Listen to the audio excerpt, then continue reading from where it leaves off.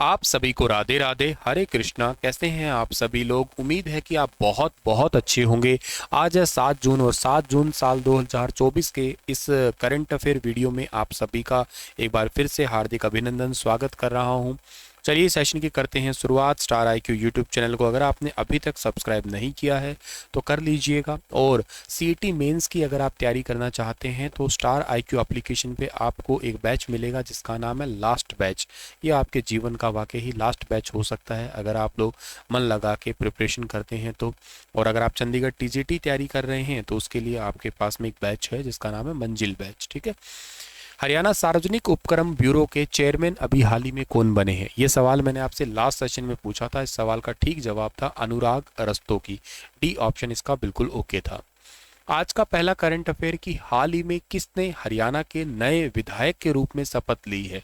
तो हरियाणा के नए विधायक के रूप में शपथ ली है हरियाणा के मुख्यमंत्री जी ने ही, नायब सिंह सैनी ने। एक्चुअली शायद आपको याद होगा कि अभी करनाल विधानसभा सीट के उपचुनाव हुए हैं और करनाल विधानसभा सीट में उपचुनाव में बीजेपी पार्टी के उम्मीदवार थे हरियाणा के मुख्यमंत्री नायब सिंह सैनी, और ये जीत गए हैं। और ये जीत गए हैं इन द सेंस कि हरियाणा के नए विधायक बन गए हैं। ये 10 साल में MLA से CM की कुर्सी तक पहुंचे हैं नायब सिंह सैनी। साल 2014 में पहली बार MLA बने थे, 2016 में पहली बार मंत्री बने थे, 2019 में पहली बार सांसद बने और 2023 में बीजेपी के प्रदेश अध्यक्ष बने और 2024 में हरियाणा के मुख्यमंत्री बन गए। इनके पास में वर्तमान में कौन कौन से डिपार्टमेंट है? हरियाणा के गृह मंत्री भी हरियाणा के मुख्यमंत्री ही है। राजस्व एवं आपदा प्रबंधन डिपार्टमेंट इनके पास में है। आबकारी एवं कराधान डिपार्टमेंट है। युवा और अधिकारिता एवं उद्यमिता डिपार्टमेंट, सूचना लोक संपर्क और भाषा तथा संस्कृति डिपार्टमेंट, विदेशी सहकारिता डिपार्टमेंट, न्याय प्रशासन, खान एवं भू विज्ञान और सामान्य प्रशासन, आपराधिक या CID वाला डिपार्टमेंट, कार्मिक और प्रशिक्षण, राजभवन मामले, कानून और विधायी डिपार्टमेंट, ये भी इंपॉर्टेंट है। और जो डिपार्टमेंट किसी और मंत्री को नहीं मिला हुआ है वो भी इन्हीं के ही पास में है। हरियाणा के अंदर अभी रिसेंटली केंद्रीय अप्रत्यक्ष कर और सीमा शुल्क बोर्ड, जिसको आप लोग CBIC कहा करते हैं, जिसको इनडायरेक्ट टैक्सेस एंड कस्टम्स के नाम से जाना करते हैं, इसने हरियाणा के किस जिले के अंदर केंद्रीय वस्तु एवं सेवा कर के आधिकारिक परिसर वस्तु एवं सेवा कर GST भवन का उद्घाटन किया है? Recently the chairman of the central board of indirect taxes and custom, जिसको CBIC, inaugurated the goods and service tax Bhavan, the official complex of the central goods and service tax CGST in which district of Haryana? तो इस सवाल का ठीक answer जो रहेगा वो है रोहतक, यानी कि डी ऑप्शन इसका ओके है। रोहतक के सबसे लोकप्रिय स्थानों में से एक यह परियोजना हरियाणा के प्रमुख जिलों से कनेक्टिविटी के केंद्र के रूप में आएगी। ये अमृत काल में परियोजनाओं का उद्घाटन नए भारत की क्षमता को दिखाता है।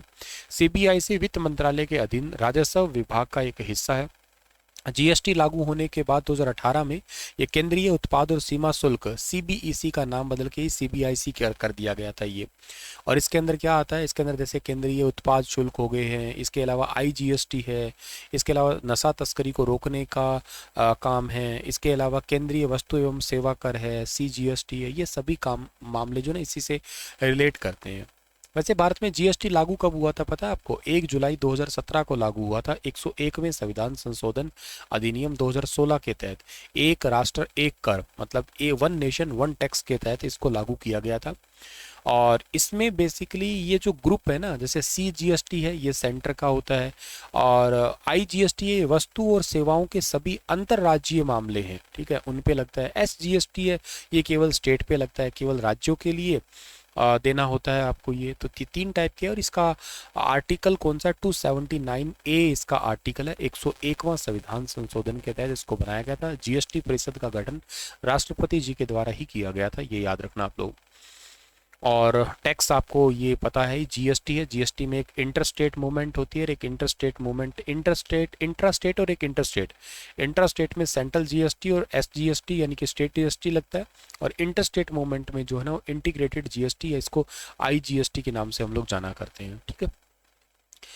और रोहतक की बात अगर मैं कर रहा था आपके आगे, तो रोहतक के बारे में बता देता हूँ। रोहतक कब बना था? जब हरियाणा बना था तब से ही बना हुआ है, यानी कि 1 नवंबर 1966 को रोहतक बना हुआ है। रोहतक कौन से मंडल के अंडर आता है? तो रोहतक का मंडल रोहतक ही है, कोई अलग नहीं है, ठीक है। तो इसमें सबसे ज़्यादा आने वाले ज़िले हैं, तो ये बात भी आप याद कर सकते हैं। इसके अलावा रोहतक सीट से अभी हाल ही में मेंबर ऑफ पार्लियामेंट कौन बने हैं? बहुत ज़्यादा वोटों के जीत से, अंतर से ही कहिएगा, दीपेंद्र हुड्डा बने हैं। अच्छा, इसके अलावा एक बात और याद रखना कि लाल मस्जिद, ठीक है ना, लाल मस्जिद भी रोहतक के अंदर है। ये कब बनी थी? ये बनी थी 1939 के अंदर बनी थी। एक व्यापारी थे हाजी आशिक अली, उनके द्वारा इसको तैयार किया गया था। हालांकि एक मस्जिद और भी है यहाँ पे जिसका नाम है शीशे वाली मस्जिद, ये भी रोहतक के अंदर ही है, शीशे वाली मस्जिद है। और इसके अलावा और आपको क्या याद रखना है? और आपको याद रखना है कि गुरुद्वारा लाखन माजरा है। अगर पूछ लिया जाए गुरुद्वारा लाखन माजरा जो है ना, ये कहाँ पे है? तो गुरुद्वारा लाखन माजरा भी रोहतक के अंदर ही पड़ता है। एक गुरुद्वारा बंगला साहिब है, ठीक है ना, गुरुद्वारा बंगला साहिब भी पूछ लिया जाए कहाँ पे है, ये भी आपका रोहतक के अंदर ही पड़ता है। इसके अलावा आपको यहाँ पे याद रखना है कि हरियाणा का सबसे पहला यहाँ पे आकाशवाणी केंद्र 8 मई को खुला था, ठीक है। ये जरूर याद रखना आप लोग। हरियाणा का सबसे पहला आकाशवाणी केंद्र अगर आपसे पूछ लिया जाए कब खुला था, 8 मई को खुला था वो, 8 मई 1976, 8 मई 1976। और ये कहाँ पे खुला था? रोहतक में। हरियाणा में 3 है, कुरुक्षेत्र और हिसार में भी है। इसके अलावा कुरुक्षेत्र 1991, हिसार वाला 1999 के अंदर खुला था, ठीक है। इसके अलावा यहाँ पे इसी रोहतक के अंदर एक गांव है जिसका नाम है गिरावड़, और गिरावड़ में 2018 के अंदर जो है ना हड़प्पा से संबंधित कुछ अवशेष मिले थे, तो करके ये चर्चा में आया था। हरियाणा का सबसे पहला कॉलेज कौन सा है? तो पंडित नेकीराम कॉलेज है, ये ध्यान रखना आप लोग, ठीक है ना। हरियाणा का सबसे पहला कॉलेज है पंडित नेकीराम कॉलेज, हरियाणा का सबसे पहला कॉलेज। इसके अलावा सांपला का नया नाम है, यहाँ पे सांपला का नाम बदल दिया गया है। और क्या बदल दिया गया नाम? छोटू राम नगर कर दिया वो, ठीक है ना, छोटू राम नगर है, सांपला का नया नाम किया गया है ये। और इसके अलावा हरियाणा में सबसे ज़्यादा जवार कहाँ होती है पूछ लिया जाए, तो हरियाणा में सबसे ज़्यादा जवार है वो रोहतक डिस्ट्रिक्ट के अंदर ही होती है।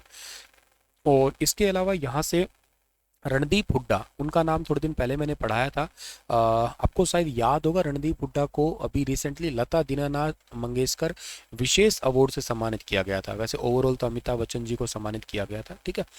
एक यहाँ पे पंडित भगवत दयाल शर्मा जो है ना, इनके नाम से कॉलेज भी है और यूनिवर्सिटी भी है। आप पंडित भगवत दयाल शर्मा स्वास्थ्य विश्वविद्यालय कह दो या स्वास्थ्य विज्ञान विश्वविद्यालय, रोहतक के अंदर है ये, ठीक है। और क्या याद कर सकते हो आप लोग? और ये याद कर सकते हो कि नेशनल बॉक्सिंग अकेडमी अगर आपसे पूछ लिया जाए कहाँ पे है, नेशनल बॉक्सिंग अकेडमी, ये भी रोहतक जिले के अंदर ही पड़ती है।